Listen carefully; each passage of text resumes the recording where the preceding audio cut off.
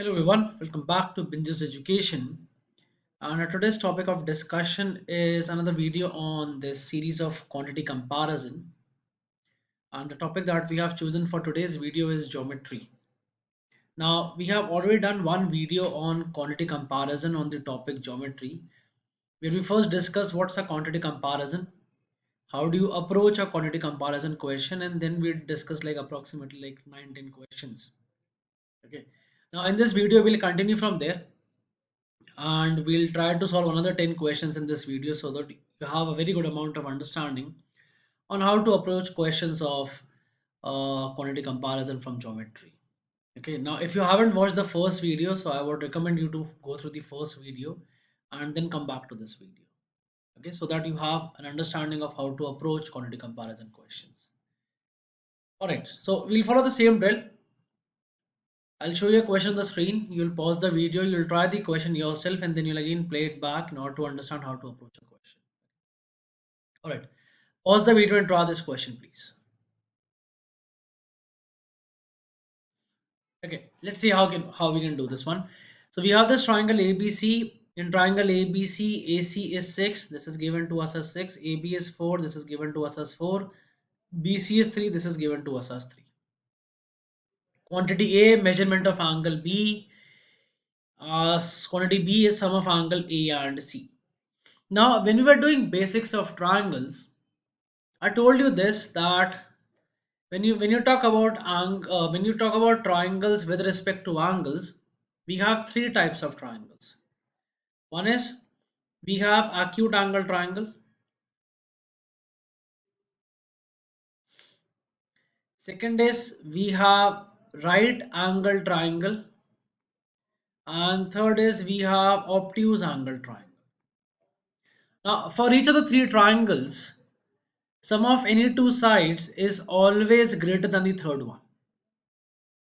Okay, so what we'll do for all the three cases, we'll take C to be the longest side. Okay, just so that we can just revise that concept once more. So for each of the three triangles, we'll consider C to be the longest one. So the thing which will remain constant for all the three triangles is basically C will be less than A plus B. Because no matter what type of triangle you may have, sum of any two sides is always greater than the third one. This will always be true. But what changes is that for the three triangles is that in case of acute angle triangle, C square is less than A square plus B square. That square of the longest side is less than sum of the squares of the other two sides. In case of right angle triangle, C square is equal to A square plus B square. That is, the hypotenuse square is equal to sum of the squares of the other two sides. And the obtuse angle triangle, you have C square is greater than A square plus B square. That is, the longest side square is greater than sum of the squares of the other two sides. These were the three conditions which were discussed when we did the basics of triangles. If you haven't gone through that, then you can go to the playlist option, go to geometry and go to the basics of triangles. Now in this case, in this triangle that we have in the question number 11, the longest side is AC, whose dimension is 6 units, so 6 square, and the remaining two sides have 4 square and 3 square. This is 36, this is 16 plus 9, so this is 36 and this is 25, so 36 is definitely greater than 25, which means the angle opposite to it, will automatically become an obtuse angle.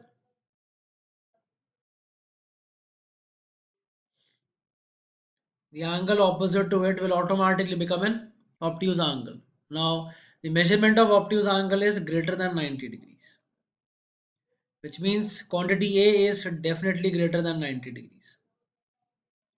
Now, we know that sum of the angles in a triangle is equal to 180, which means sum of angle A and C will automatically be less than 90 degrees. Now, I do not know the exact value of B and exact value of sum of A and C. but I know that B is greater than 90 and A plus C is less than 90, which means quantity A is greater, and hence first is my answer. Okay, so again, simply based on your basic concept of basics of triangles, that's it. Right, pause the video and draw this one, please.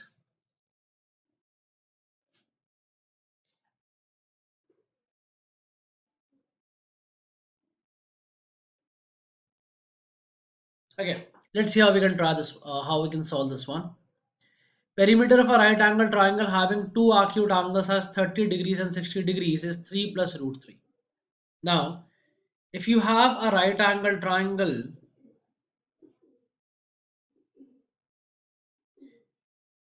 where two angles are 30 degrees, where the two acute angles are 30 degrees and 60 degrees, let's say this side is C, this side is A, this side is B, or let me keep the one opposite to 30 as A. Then we discussed this again while doing the basics of triangles, that the side opposite to 30 degrees is to side opposite to 60 degrees is to side opposite to 90 degrees. They are always in the ratio 1 is to root 3 is to 2. If you have a right angle triangle having angle 30 degrees, 60 degree and 90 degrees, then the sides opposite to them are always in the ratio 1 is to root 3 is to 2. Which means if I take A to be x, B will automatically become root 3x and C will automatically become 2x. So the perimeter in terms of x will be x plus 2x plus root 3x, which is equal to 3x plus root 3x. And this perimeter is given to you as 3 plus root 3. So take x common from RHS. This is 3 plus root 3. So the value of x is simply equal to 1. The value of x is simply equal to 1, which means the shorter side is equal to 1. Hypotenuse will be equal to 2 and the third side will be equal to root 3. So length of hypotenuse, this will be simply 2. Quantity B is also 2. Hence the two quantities are equal. C is my answer. Pretty straightforward question if you just know that if you have a right angle triangle having angle 30 degree, 60 degree and 90 degree, then the corresponding sides opposite to them are in the ratio 1 is to root 3 is to. Alright. Let's move on to question number 13. Pause the video and draw this question, please.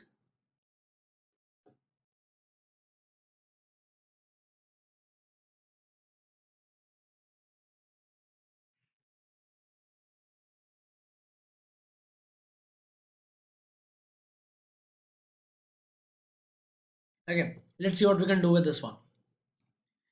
O is the center of the above circle, circumference of the circle is above 30 pi, length of AB and quantity B is 30. Okay. Now, first thing is AB is a chord of a circle, and since it's not passing through the center of the circle, so we will not take AB to be the diameter. So one thing is sure that AB is not a diameter, yet AB is a chord. AB is a chord, but AB is not a diameter, which means AB is not equal to D. Another thing is AB will be less than D because the longest chord that we have is the diameter. Longest chord that we have is the diameter, which means the value of AB will be less than twice the radius. So AB is less than D, or you can say that AB is less than 2R. Both the ways it's correct. O is the center of the circle. Circumference of the circle is above 3 pi. Circumference of the circle is above 30 pi. Okay, so circumference is above 30 pi, which means C should be greater than 30 pi, or 2 pi r is greater than 30 pi. So pi and pi will cancel out, so r will be greater than 50. R will be greater than 50, which means the diameter will be greater than 30. which means the diameter will be greater than 30. Okay. Now AB is less than D. AB is less than D. D is greater than 30. Now greater than 30, you can think of numbers like uh, you can think of 30.1, 30.2. Even you can think of number like 30.0000 and many zeros and then 1. You can think of 31, you can think of 32 and all those possible values. But D can't be 30. Okay, D can't be 30, that's for sure. Okay.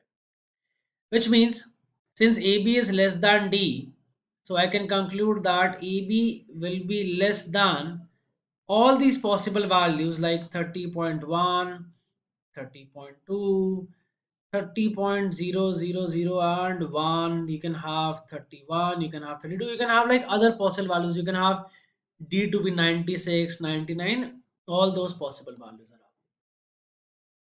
Which means the value of AB now is actually dependent upon the value of D.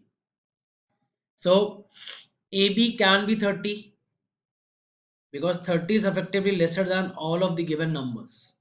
Since D is greater than 30 and AB is less than D, so AB can be 30. But then depending upon the value of D, AB can take other values also. What if D is 45? In that case, AB has to be less than 45. So AB can be 44, 43, 42, 41. What if diameter is 100? What if diameter is 100? In that case, AB can be 99, 98, 97 and all those. So AB can be 30. AB can also be greater than 30 depending upon the exact value of D, because we just know that D is greater than 30. Anything, it can be anything greater than 30. It doesn't have to be 31, 32. It can be 99 and 100 also. So if AB is 30, then the two quantities are equal. If AB is 30, then the two quantities are equal. But if AB is greater than 30, then quantity A is greater. So it can be equal to also and it can be greater than also. So do we have any specific relationship between the two quantities? No, we don't have any specific relationship between the two quantities. Hence our answer is option 4. That is, the relationship cannot be determined. That is, the relationship cannot be determined. Okay. All right, let's move on.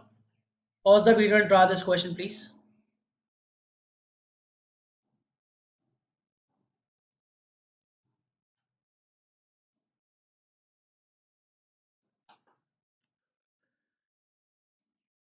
Okay. X is greater than equal to 1. So first thing is x can be 1.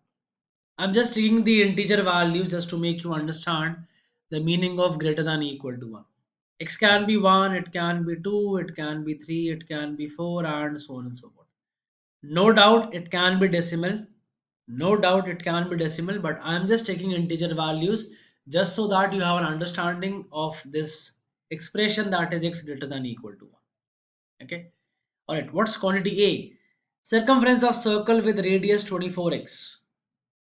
So circumference is 2 pi r, which is 2 pi into 24 times x, which is like 48 pi x, which is simply 48 pi x. Now what's x? X is greater than equal to 1. So I can say that circumference is 48 pi greater than equal to 1. So circumference is greater than equal to, okay, this is 48, I'm sorry. So circumference is greater than equal to 48 pi.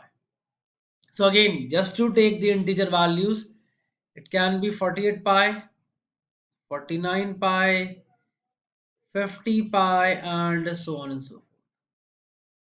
Okay, just to take the integer values, you can have decimals also. Okay. Area of the circle with diameter 1/4 the radius of the circle in quantity A. Okay. So area of the circle with diameter 1/4 the radius of the circle. Okay. So this new circle, let's call the circle B. The diameter of this circle is 1/4 of the radius of circle in quantity A. So radius of circle in quantity A is 24x. That is 1/4 of 24x. So diameter of circle B is simply 6x. So you can say that its area will be equal to pi r square. So this is like pi into 36x square. So area will be pi into 36x square. Now again x is greater than equal to 1. So area will be greater than equal to 36 pi. Area will be greater than equal to 36 pi, which means it can have values like 36 pi, 37 pi, just to take the integers value, and so on and so forth. Now, this is the interesting part which we need to understand. The difference between the two quantities is that when you talk about the term circumference rise linearly with the change in radius, because circumference is like 2 pi r. So circumference is like proportional to 1 power of radius. That's a linear rise or linear decay. But in case of area is directly proportional to radius square. Now, although for some initial values of r, c will definitely be greater than d. No denying on that part. Like for example, if you take r to be 1 or r to be 2 or r to be 3, I don't know for r is equal to 3, but for r is equal to 1, definitely c will be greater. It will be 48 pi and area will be 36 pi. But what if you take the value of r to be 10? Or if you take value of x to be 10, my mistake. Because since we are comparing x, the circumference and area in terms of x. What if we take the value of x to be 10? So in that case, your circumference will become 480 pi. You took this x to be 10. So this circumference will become 480 pi. But if you take x to be 10, if you take x to be 10 here, then your area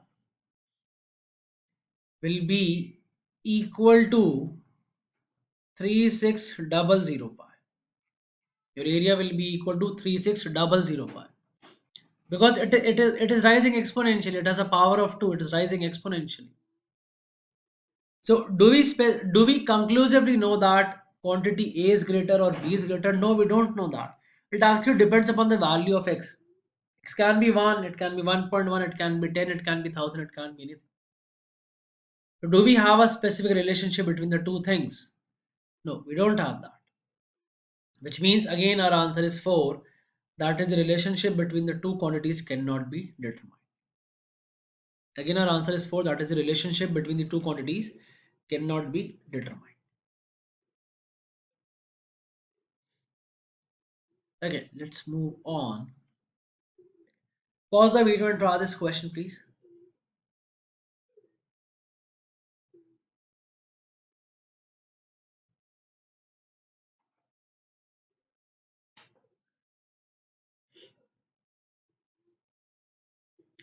Alright, let's see how we can solve this one.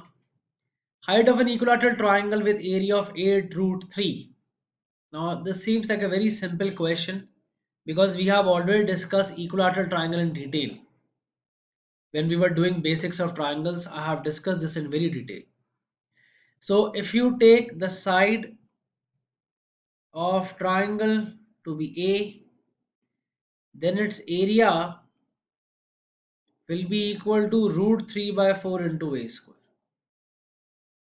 If you take side to be A, then its area is root 3 by 4 into A square.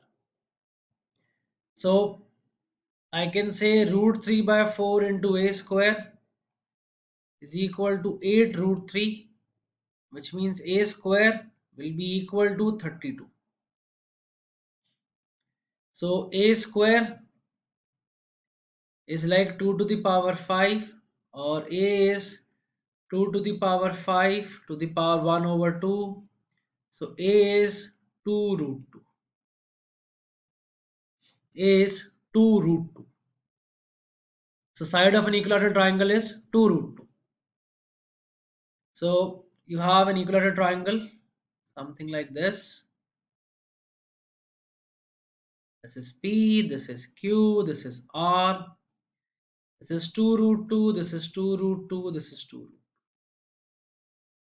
Now, in that same video of basics of triangles where we discuss equilateral triangle, I also told you that if you have an equilateral triangle having side A units, then the height is also the perpendicular from a vertex to the opposite base.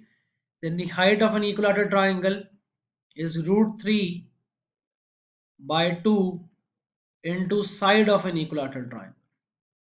That is root 3 by 2 into side of an equilateral triangle. So height in this case will simply become root 3 by 2 into 2 root 2. So 2 and 2 cancels out. So you have root 3 into root 2.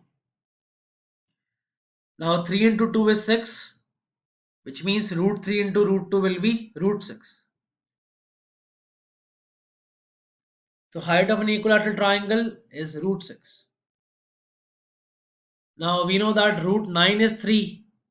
So root 6 will be less than 3. So root 6 is nowhere even close to it, which means quantity B is greater. Which means quantity B is greater. Okay. So 2 is your answer.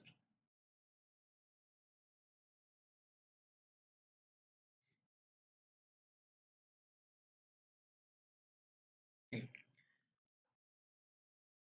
Pause the video and try this question, please.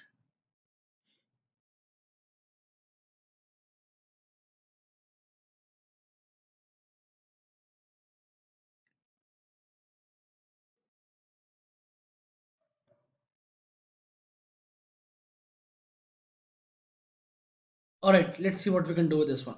So this is a typical question where if you know a certain fact, then you will be able to solve it. If you do not know a certain fact, then you won't be able to do it.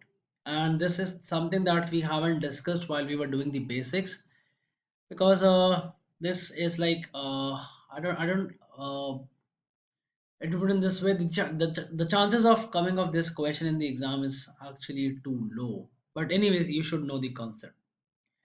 So the area of the triangle and the area of the triangle with perimeter 34. So perimeter is given to you. They're asking you to calculate the area and quantity B is 30. Now there is this one theorem in maths and that goes by the name of isoperimetric.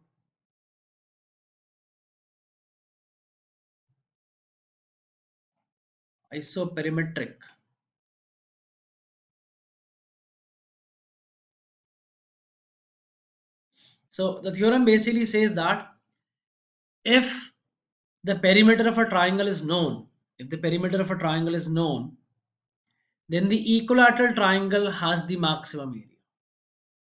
If the perimeter of a triangle is constant, then using that perimeter, try to form as many triangles as you want to form.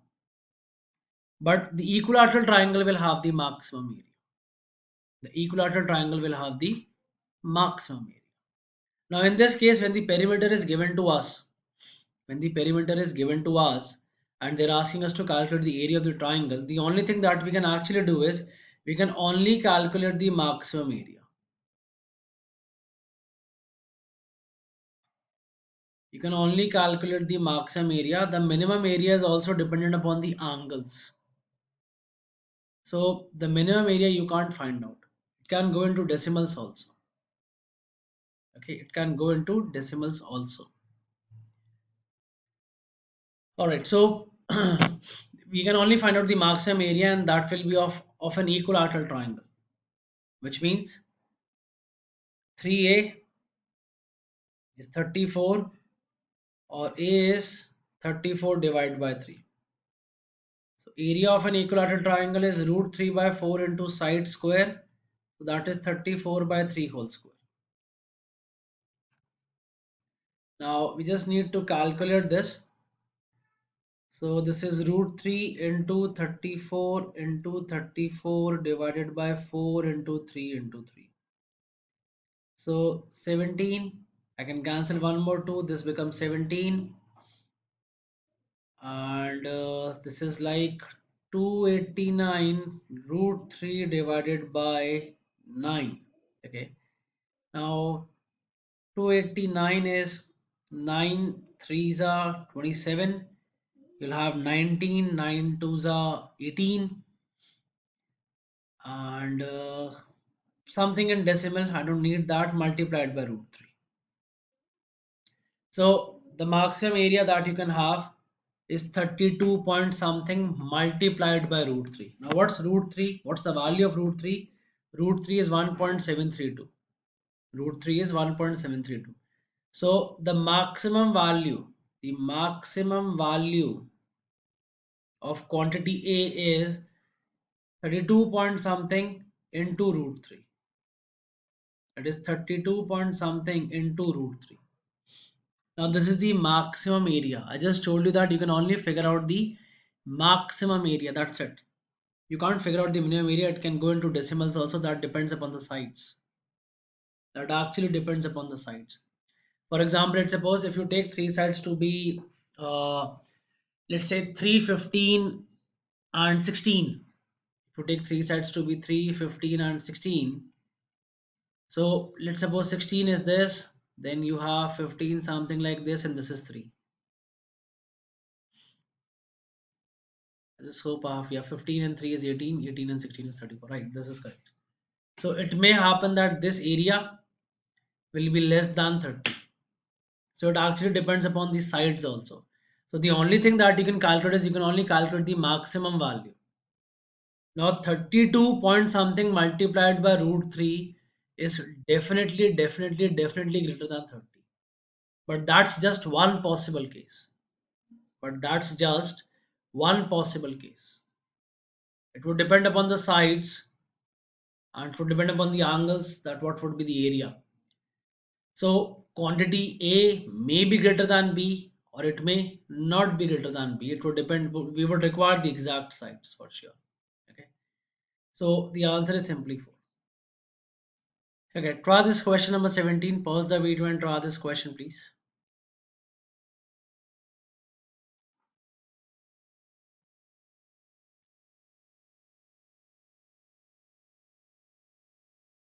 Okay. Let's see what we can do with this one. The above figure shows a rectangle ABCD.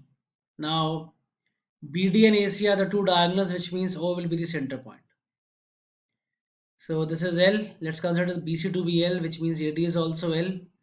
AB to be B, which means CD is also B. So we have defined the length and the breadth. Area of triangle BOC. BOC, that is this triangle. Area of triangle COD, that is COD is this triangle. Okay. Now, how do we calculate area? Area is simply half into base into height. Area of a triangle is simply half into base into height.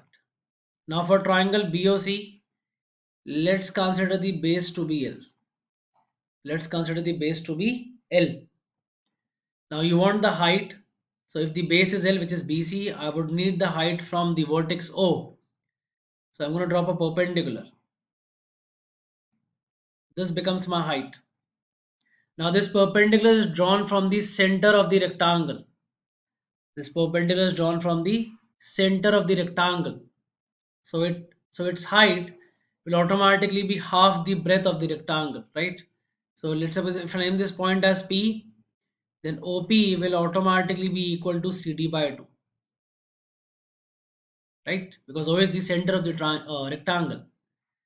So in that case, your height is simply B by 2, and the area will be half LB by 2, which is LB by 4, or L into B by 4 basically. That's what it means. Now for COD, let's consider the base to be CD. So base will simply be B, which means we will require a height from O. So this becomes my height. Now this length, let's call this Q, this OQ will automatically be AD by 2 because it's drawn from the center.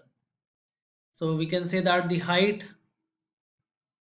simply L by 2, or we can say that the area is half into B into L by 2, which is LB by 4 again.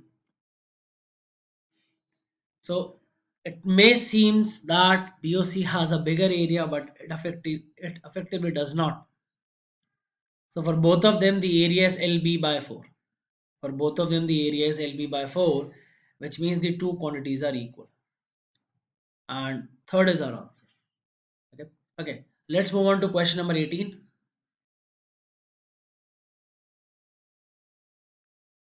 Pause the video and draw this question, please.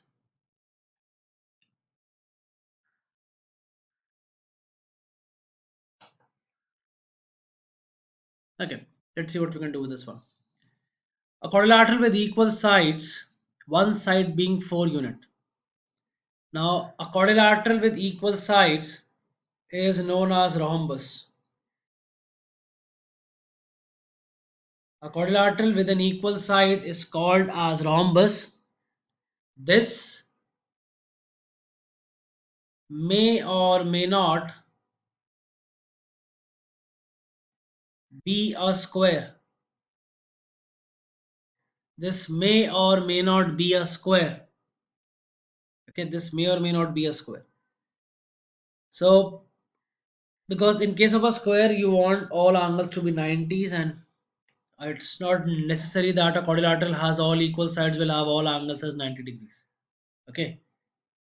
Okay, so the two quantities that we have to compare is area of a quadrilateral to the perimeter of the quadrilateral. Okay. Now the problem here is that we do not know the angles of the rhombus, right? Because in case of rhombus, if you want to calculate the area, then the area of rhombus is basically half the product of the diagonals. This is half d1 into d2. So perimeter will automatically be 16. We don't have to worry about quantity B. But in case of quantity A, it's half d1 into d2. And in order to calculate d1 and d2, the two diagonals of a rhombus, let me just draw a rhombus here quickly. If you want to know the diagonals of the rhombus, this is P, Q, R, S. So just by knowing the sides, I can't calculate this d1 and d2. So let's say PR is d1 and QS is d2. I can't calculate that. Okay. So I would require some angles also. Now I do not know what's the angle P and what's angle is. I do not know that. Okay.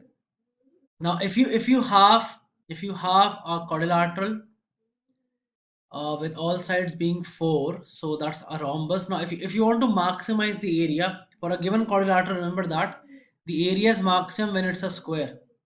The area is maximum when it's a square. So if I talk about the maximum area, then this will simply be equal to side square, which is a square, which is equal to 16. But this is the maximum area. Area can be less than this also. For a certain angle, it can be less than this also. That's quite possible. For example, let's say if I take angle P to be 120 degrees and angle S to be 60 degrees, then half of this angle P will become 60 and half of this angle S will become 30 degrees. So let's take this triangle out, that is POS. So this is 4, this is 60, this is 30, this is 90. Now we know that ratio 1 is to root 3 is to 2. So opposite to 90 it's 4, which is corresponding to ratio of 2. So opposite to 30 it will be 2 and opposite to 60 it will be 2 root 3. Now if PO is 2, the entire diagonal PR will be 4 and the entire diagonal QS will be 4 root 3. And in this case my area will be half the product of diagonals, that is 4 into 4 root 3. So this is 8 root 3. Now I don't know what exact value of 8 root 3 is, but I know one thing for sure, that 8 root 3 is definitely less than 8 into 2, which is 16, or the value of quantity B. which is 16, or the value of quantity B. So again, do we have a conclusive relationship? No, we don't have a conclusive relationship. The two things can be equal when this quadrilateral becomes a square, and the two things will not be equal when it's simply a rhombus. So again, our answer is option number 4, that is the relationship cannot be determined. The relationship cannot be determined. Again, a question where you had to know the basic concepts. Okay, so if you don't, then please go through the playlist and go through the entire geometry, all of the geometry videos, so that you understand each and everything. Okay, pause the video. Try this question number 19. Pause the video and try this one, please.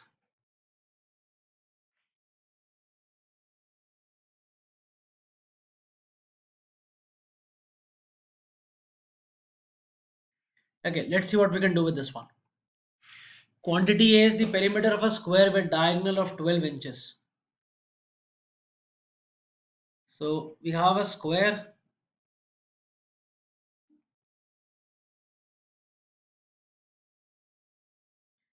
PQRS. Let's consider the side to be A units. So the diagonal will automatically be equal to root 2A. This we know for a square, right? Everyone knows this. Perimeter of a square with diagonal 12 inches. So 12 is equal to root 2 into A, or A is equal to 12 divided by root 2. Okay, it's simply 12 divided by root 2. Or if you want to simplify this, then this simply becomes 6 root 2. This will simply become 6 root 2. Now you want to calculate the perimeter. So perimeter is 4 times the side, which is 4 times 6 root 2, which is simply 24 root 2. Which is simply 24 root 2. That's it. Quantity B. The perimeter of a rectangle with a diagonal of 10 inches.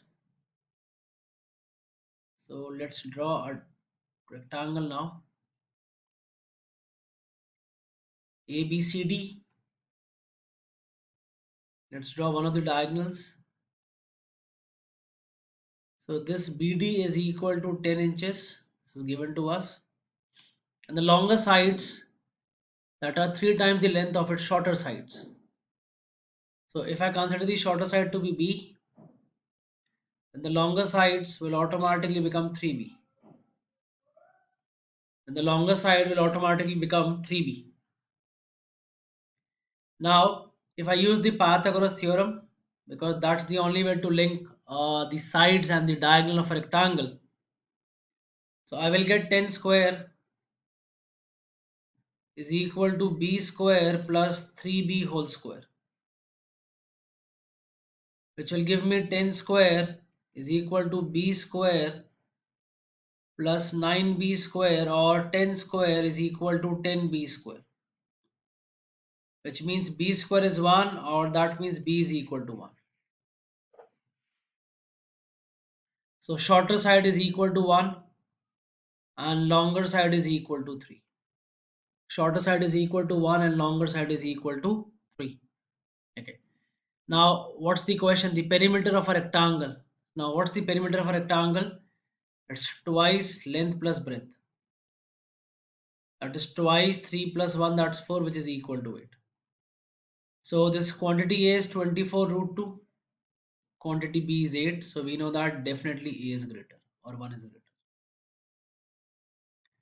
Definitely A is greater or 1 is greater.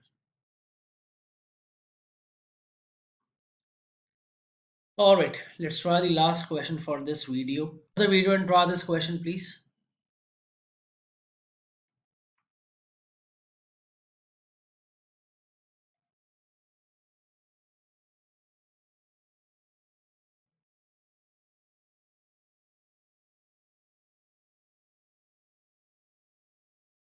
Okay, let's see what we can do with this one. This seems like a pretty simple and straightforward question. The surface area of a cube with volume 729. So let's suppose if we have a cube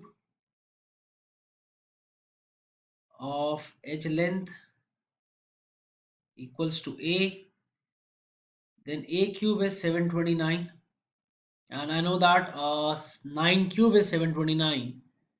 So A cube is 9 cube. which means A is equal to 9. Now what's the surface area? The surface area is 6 times the side square. The surface area is 6 times 9 square. That is 6 times 81. So it's like 486. It will simply be 486. That's it. So quantity A is 486. What's quantity B? The volume of a cube with surface area 384. So in this case, the surface area is given to us. So let's consider the edge length to be B. So 6B square is 384, which means B square is 384 divided by 6. So this will become simply 64. So B square is 64, which means B is equal to 8. Which means B is equal to 8. Now you need to calculate the volume. So volume is H cube, that is B cube. So that is like 8 cube, which is 512. So this is like 486 quantity A and quantity B is 512. So which of them is greater? B is greater. I think this was a pretty simple and straightforward question. All of you could have done this. So I think we have had a good amount of experience of what a quantity comparison question for geometry actually looks like, right? So again, the main point is that your basics have to be clear, right? That's the only thing that we need to understand from this video. Okay. So thank you so much, guys, once again. So if you have any questions, if you have any concerns, please do let us know. Okay, and please do subscribe the channel for more videos and exam related content on SAT, GMAT, and GRE. And if you have any doubts, if you have some specific questions for which you require a detailed solution, you can like always WhatsApp me those questions. I can make a video on that so that you have a better understanding on how to approach. All right. And also, if you're looking for any personalized classes, individual classes, you can always connect with us. All right. Okay, guys, thank you so much. Keep watching and keep learning.